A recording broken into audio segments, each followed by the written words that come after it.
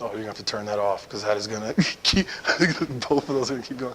The last key that I was going to have to learn was my attitude. I was going to have to take the proper attitude into every situation that I had or learned about. You see, I was reminded of this lesson about a couple of weeks ago.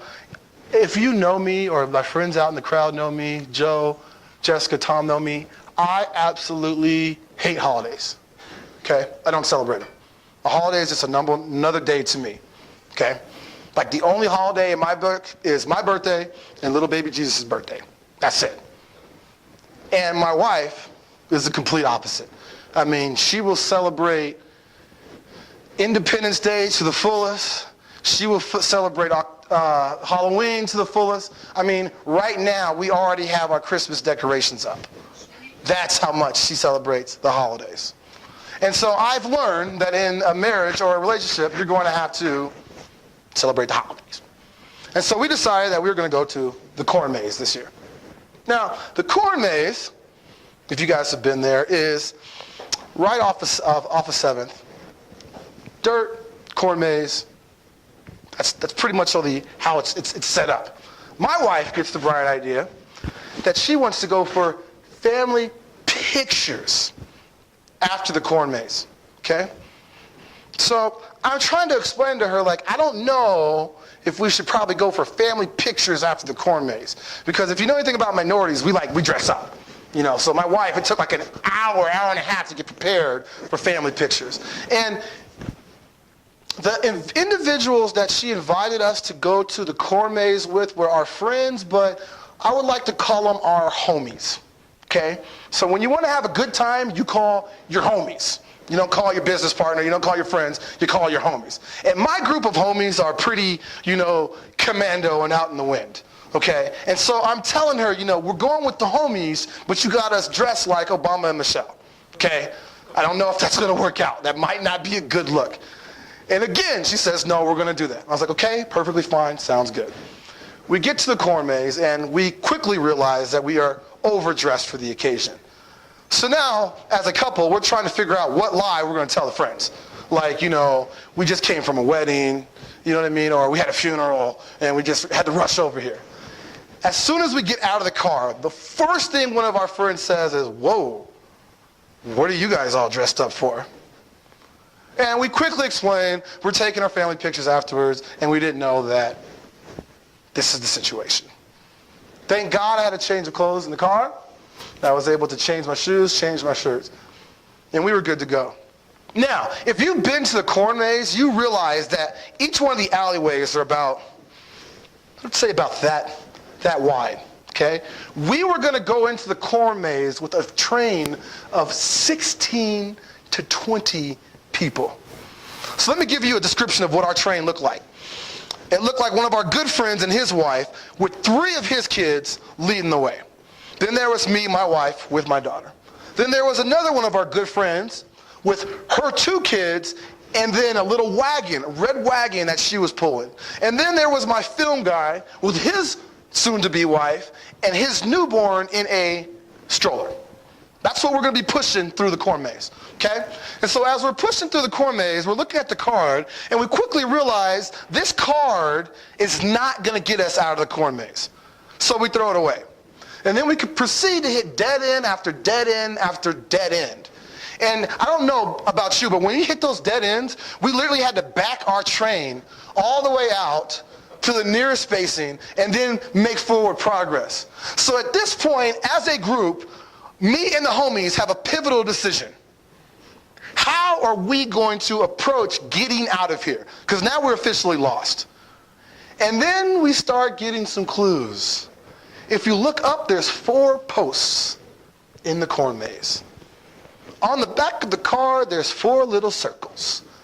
The point of the game that we were in is you need to get to each one of the checkpoints, mark off all the circles, and the kids get a piece of candy. Okay? So now we've just turned into kids. We get the objective. We know the game. I still play video games. My best friend still plays video games. The people over here behind us play video games. We just turned this into a video game. And so we run to the first checkpoint. And when we get to the checkpoint, we decide every time we get a checkpoint, we're gonna celebrate. So every time we get to the checkpoint, we slap hands with the kids here, hug the wife, and then we turn the whole train brigade around and we go to the next checkpoint. And so we get to the next checkpoint. Now we've got 2. We mark it off, slapping hand, boom, boom, chest bump, hug the wife, okay?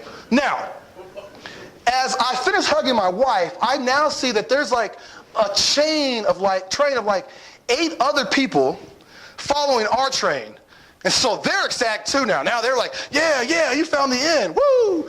And we were like, no, we didn't. We just found a checkpoint. And the 3 families literally turned around and stormed off the other direction. We didn't care because we're with the homies, right? So we're just like, we're just going to continue to do what we do. So we go to the next post, right? This is 3. We start slapping hands, boom, boom, shaking hands, chest bump, hug the wife, okay? Now we realize that I've actually reached the last checkpoint. And so the decision to make was, do we go back to the very beginning and get the first post? Or do we just call it a day? And we're like, no, we got 3 out of the 4. The kids aren't getting their candy unless we go back and get the first one. So we decided to go all the way through the maze. We get the first one, and now we're happy. Boom, boom, shaking hands, hugging the kids, hugging the wife, chest bump. And we decide to make our happy way out of the maze. Now, we've probably been out of the maze and in the family area for about a cool 15 to 20 minutes before I saw those same families come trickling out of the maze, walk to their car, and screech out of the parking lot onto 7th and out of the maze. And it dawned on me, they just went through that maze with the crappiest attitude ever and missed out on some of the most fun, most nice of their life. All because of their attitude. You know, how many times in my life did I let the things that God had put before me, how many times I looked at it as a challenge instead of looking at it as a blessing and opportunity to learn and to grow. You see, when I look back at that relay race I ran against Mr. Dwayne Solomon, little did I know that that one race could have taught me what I've learned in 3.5 years. That in order to make progress on your process of going from a dreamer to a dream chaser, you have to swallow your pride daily. I had to learn to be consistent, to be disciplined, and to be patient, and to have the proper attitude to go from a dreamer to a dream chaser. And better yet, I had to understand gauge that scale of going from commando, all willy-nilly, to wearing those spandex and winning the race. Thank you for having me today.